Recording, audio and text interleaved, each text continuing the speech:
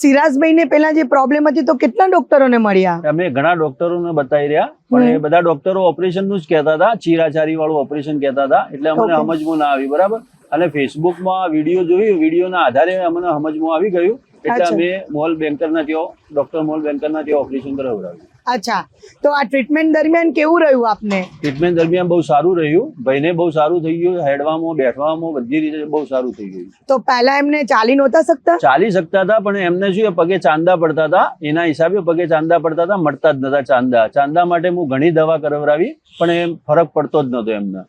અચ્છા, જે ચાંદા હતા એમાં તમે બહુ ડોક્ટર્સ પાસે ગયા? બહુ ડોક્ટરો પાસે હું બતાવ્યું, પણ એ ચાંદા મળતા જ નતા. જ્યાર સુધી ડ્રેસિંગ કરાવો ત્યાર સુધી મટે, અને એના પછી ફરી થઈ જાય. એટલે અમે મોલ બેન્કરના ત્યાં ડોક્ટર મોલ બેન્કરના ત્યાં ઓપરેશન કરાવડાવ્યું. કઈ ટ્રીટમેન્ટ કરાવી તમે? વેરિકોઝ વેન્સની ટ્રીટમેન્ટ. વેરિકોઝ વેનની ટ્રીટમેન્ટ કરાવી છે. ઓકે, ટ્રીટમેન્ટ કરાવીને પછી તમને કેવું છે?